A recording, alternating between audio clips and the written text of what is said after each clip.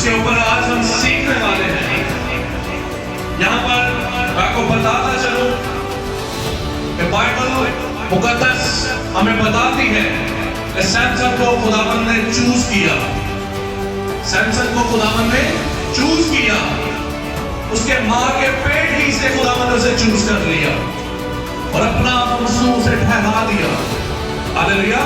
اپنا منصوب اسے ٹھہرا دیا. اور اس بات کو آج ہم سیکھیں گے کہ پرانے عہد نامے میں خدا کا روح اس کے چوزن لوگوں کے اوپر آتا تھا, اس کے نبیوں پر آتا تھا, اس کے پیغمبروں پر آتا تھا. لیکن نئے عہد نامے میں خداوند نے کھلے طور پر اس بات کا وعدہ کر دیا گیا کہ میں اپنے روح کو تمہارے بچوں پر نازل کروں گا. ہاللیلویا. تمہارے بچوں پر نازل کروں گا. یہاں پر جب سیمسن کے اوپر خدا کا روح زور کے ساتھ جنبش کرتا ہے, آتا ہے, تو کیا ہوتا ہے؟ وہ جوان شیر کو پھاڑ دیتا ہے. جوان شیر کو پھاڑ دیتا ہے. اور یہاں پر خداوند نے جب سیمسن کو استعمال کیا فلسطینیوں کے خلاف, تو یہاں پر ہمیں کیا نظر آتا ہے؟ یہاں پر اس نے گدھے کے چمڑے کی ہڈی کے ساتھ کتنے لوگوں کو مارا؟ 1000 کو مارا. 1000 کو مارا. آپ سوچ سکتے ہیں کہ میں کیا ہوں. کچھ لوگ بولتے ہوں گے, آپ کے سامنے نہیں بولتے ہوں, یا کہ بعد میں بولتے ہوں گے, اس کی سوچ تو تھوڑی گدھے کی طرح ہے. اس کی سوچ تو تھوڑی گدھے کی طرح ہے. اس کے خیال تھوڑے عجیب ہیں, اس کی باتیں تھوڑی عجیب ہیں. لیکن خداوند نے یہاں پر گدھے کے چمڑے کی ہڈی کو استعمال کیا تلوار والوں کو شرمندہ کرنے کے لیے. ہاللیلویا. جو کام تلواروں سے ہو سکتا تھا, لیکن یہاں پر خداوند نے گدھے کے چمڑے کی ہڈی کو استعمال کیا. آپ اس بات سے کبھی نہ گھبرائیں کہ لوگ میرے بارے میں کیا سوچتے ہیں. جب آپ اپنے خداوند کے ہاتھ میں آ جائیں گے تو خداوند آپ کو زور کے ساتھ استعمال کرے گا. ہاللیلویا. جیسے یہاں پر اس نے گدھے کے چمڑے کی ہڈی کو استعمال کیا, وہ آپ کو بھی ایسے ہی زور کے ساتھ استعمال کرے گا اپنے کاموں کے لیے, اپنے لوگوں کو بچانے کے لیے, اس کی کلیسیا کو سیو کرنے کے لیے, اس کے لوگوں کو اس کی حضوری میں لانے کے لیے, اس کی بارگاہ میں داخل کرنے کے لیے وہ آپ کو استعمال کرے گا. اس نے آپ کو چن لیا ہے, جس طرح اس نے سیمسن کو چن لیا, جس طرح اس نے یوسف کو چن لیا. اور کبھی کبھار ہوتا کیا ہے, بائبل مقدس کے اندر جب ہم غور کرتے ہیں, بائبل ہمیں بتاتی ہے کہ یوسف کو اس کے بھائیوں نے نفرت کے وسیلہ سے اسے بھیج دیا. اس سے کیا کرتے تھے؟ نفرت کرتے تھے. کبھی کبھار خداوند ہمارے رشتہ داروں کی نفرت کو استعمال کرتا ہے ہمیں اپنے قریب لانے کے لیے.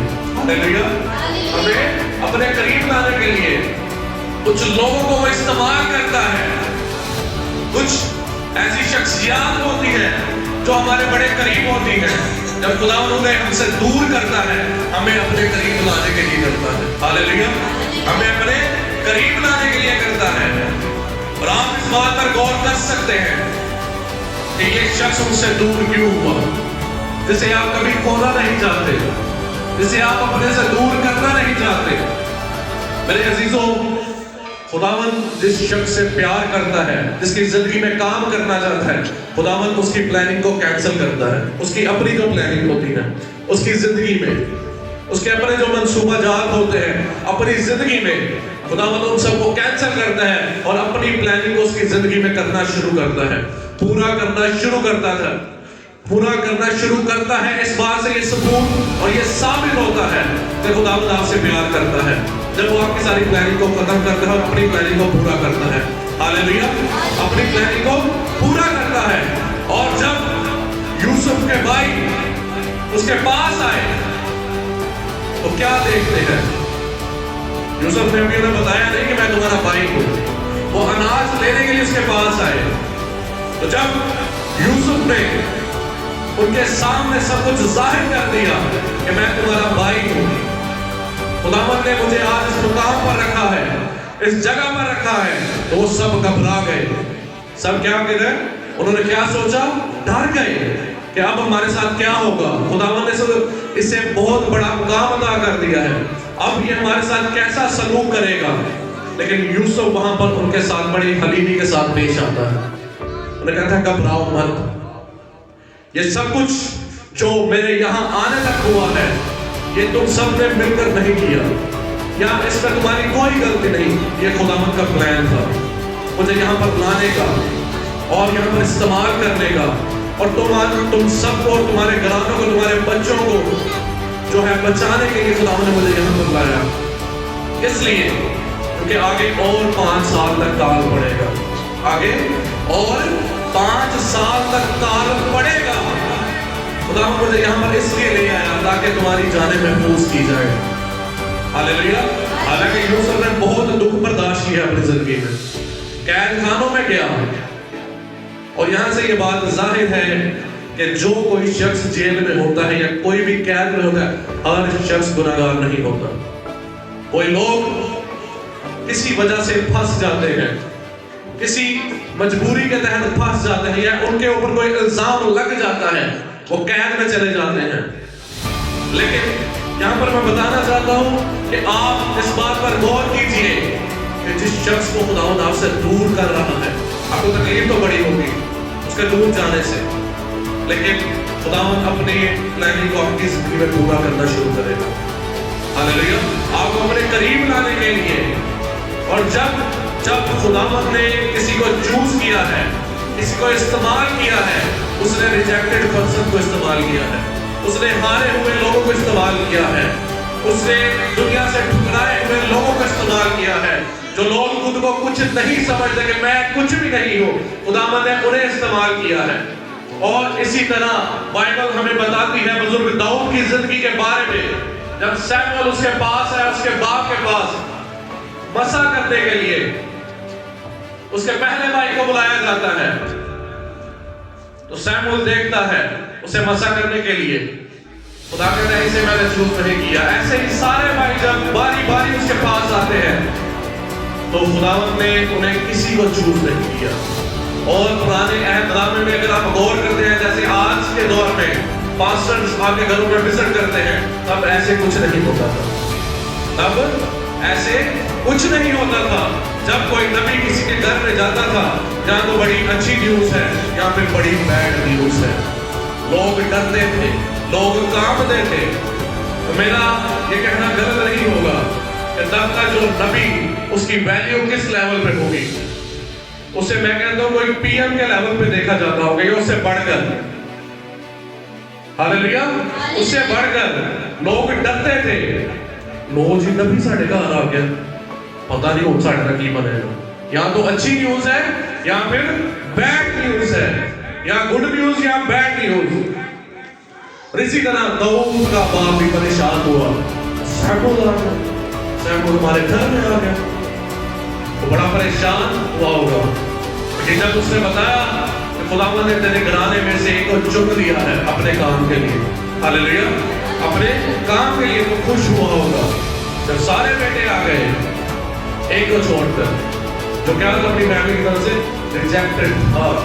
یہاں پر یہ بات ظاہر ہوتی ہے کہ داؤد سے بہت کم پیار کیا گیا ہوگا، داؤد کو وہ ویلیو نہیں دی گئی ہوگی، داؤد کو اس مقام پر نہیں رکھا گیا ہوگا جس مقام کا وہ حقدار تھا۔ اگر وہ چاہتا اس کا باپ اسے اسی مقام پر رکھتا، تو کیا پتا وہ اپنے بھائیوں کے ساتھ پہلے ہی گناہ میں گر جاتا، گناہ میں گر جاتا، اور استعمال نہ ہوتا خدا کے کام کے لیے۔ خداوند کبھی کبھار آپ کو دنیا سے الگ کرتا ہے، آپ کی فیملی سے، آپ کے بہن بھائیوں سے، آپ کے رشتہ داروں سے، آپ کے عزیز و اقارب سے، خداوند آپ کو الگ کرتا ہے تاکہ وہ آپ کو پیار کرے۔